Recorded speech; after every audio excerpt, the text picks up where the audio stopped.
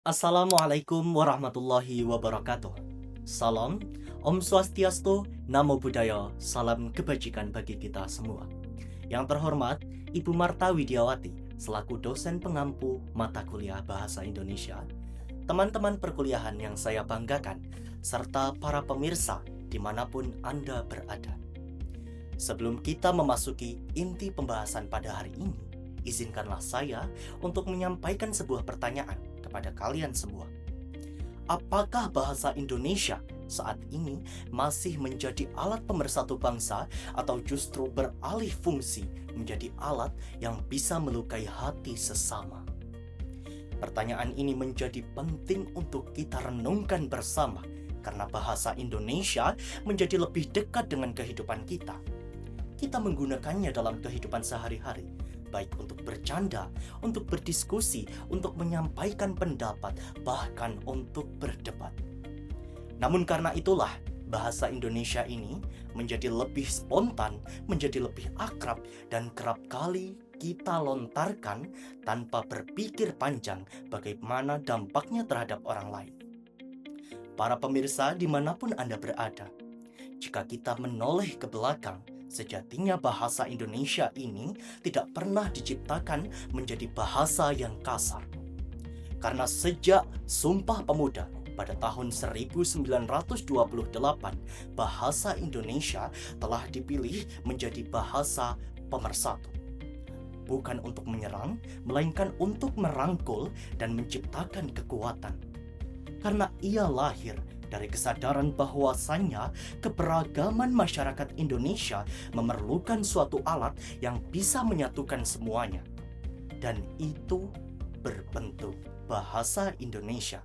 Namun ironisnya, di era yang serba modern ini, bahasa Indonesia kerap kali beralih fungsi menjadi bahasa yang kasar.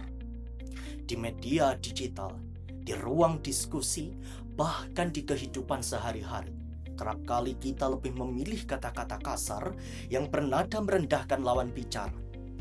Mungkin kita menganggapnya sebagai suatu candaan, mungkin juga kita menganggapnya sebagai suatu hal yang wajar, atau mungkin kita menganggapnya sebagai suatu hal yang jujur dan benar-benar nyata. Namun, pernahkah kita berpikir bagaimana perasaan orang lain yang menerima kata kasar tersebut terlontar dari mulut kita?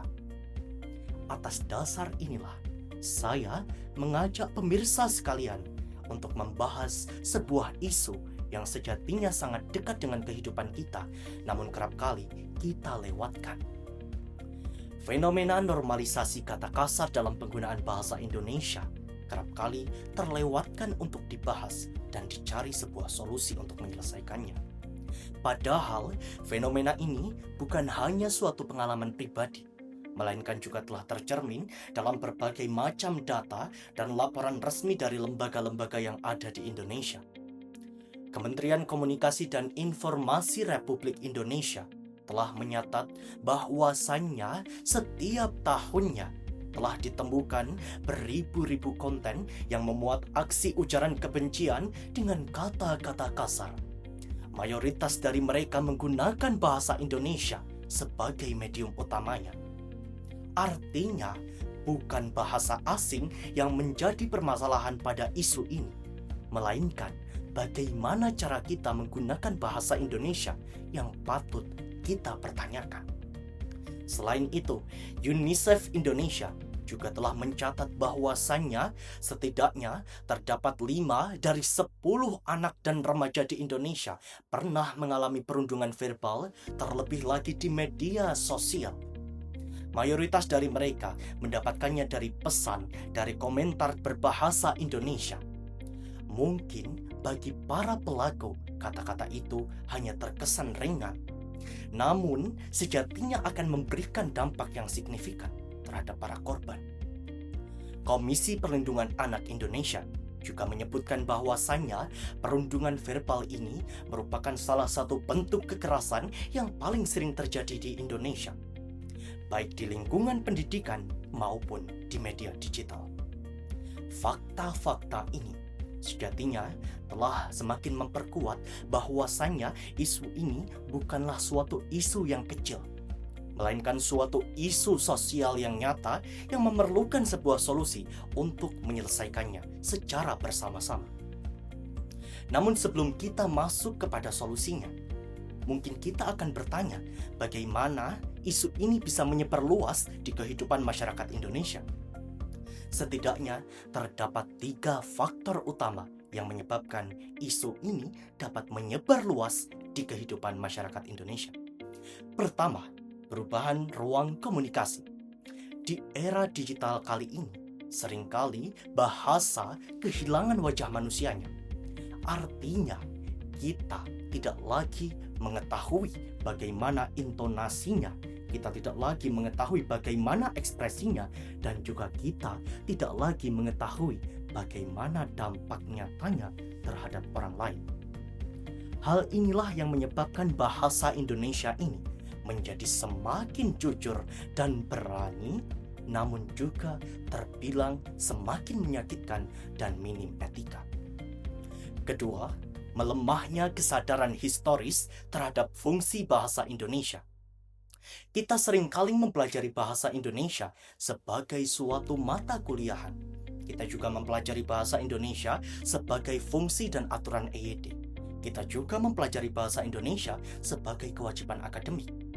Namun kita kerap kali lupa bahwasanya bahasa Indonesia ini merupakan kesepakatan para pendiri bangsa sebagai bentuk median untuk berkomunikasi dengan moral yang nyata.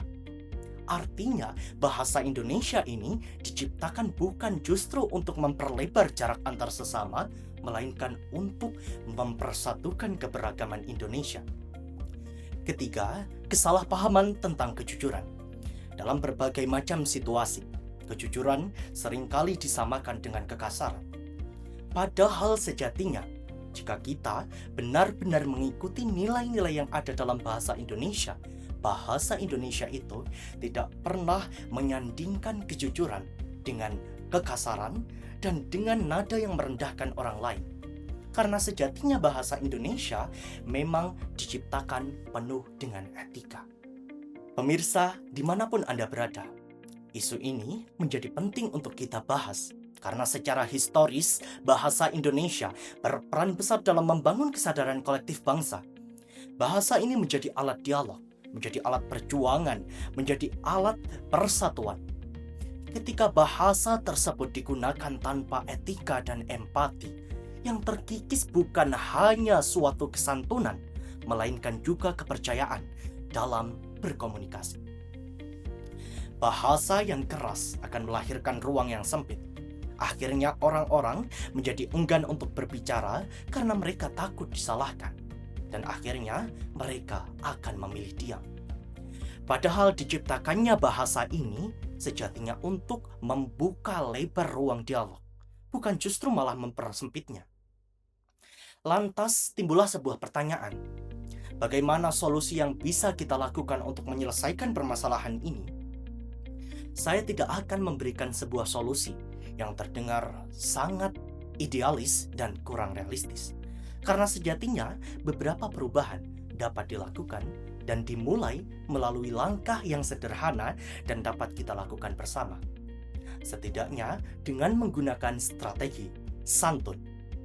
S untuk sadari konteks. Pahami betul di mana ruang Anda berbicara dan bagaimana kondisinya. A. Aturlah pilihan katamu. Karena sejatinya bahasa Indonesia itu selalu memberikan opsi lain yang lebih beradab dan lebih beretika dibandingkan dengan kata-kata kasar. N. Niatkan untuk membangun bukan justru menjatuhkan orang lain. T. Tahan jeda. Artinya Anda harus berpikir terlebih dahulu sebelum Anda memberi keputusan untuk mengeluarkan kata-kata tersebut. U. Utamakan etika dan empati dengan cara memposisikan diri sebagai pendengar.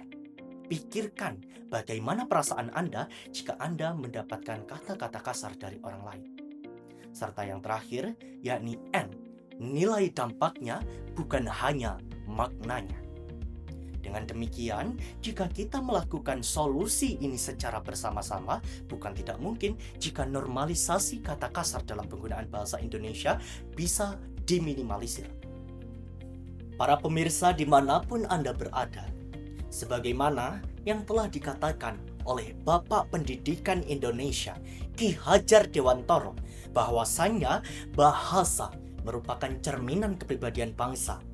Maka dari situ, bagaimana cara kita berbahasa di hari ini akan membentuk bagaimana bangsa kita di masa depan.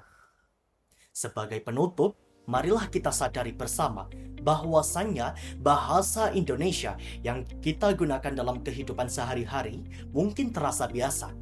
Namun karena ia terasa biasa, kita seringkali lupa terhadap pengaruhnya.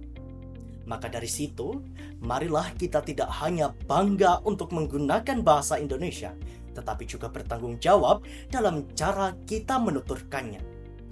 Karena pada akhirnya, bahasa yang terbiasa akan membentuk suatu kebiasaan, dan kebiasaan berbahasa akan membentuk siapa kita sebagai manusia dan sebagai bangsa. Akhirnya, terima kasih atas segala perhatian dan mohon maaf atas segala kekurangan. Wassalamualaikum warahmatullahi wabarakatuh.